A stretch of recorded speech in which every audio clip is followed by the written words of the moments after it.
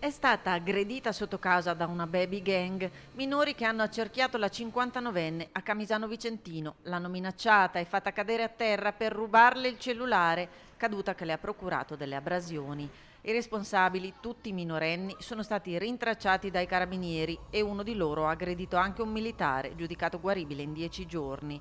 I militari dell'Arma hanno arrestato in flagranza per rapina aggravata in concorso, violenza e resistenza a pubblico ufficiale 2 minori di 15 e 16 anni e altri 3 di età compresa fra i 14 e i 16 anni sono stati denunciati in stato di libertà per possesso ingiustificato di coltelli e tirapugni. Tutto è successo il pomeriggio del 30 aprile, quando la 59enne ha contattato il comando. Poco prima sotto casa sua aveva sentito delle urla concitate che provenivano dalla strada.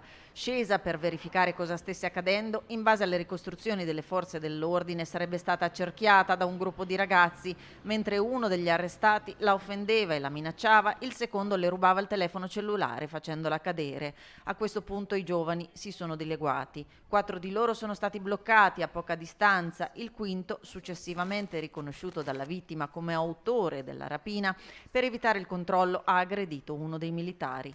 Oltre a trovare il telefono della signora a poca distanza, le perquisizioni personali hanno permesso di rinvenire nella disponibilità degli arrestati 2 passamontagna e un coltello, mentre i restanti 3 sono stati trovati in possesso di passamontagna, coltelli e tirapugni.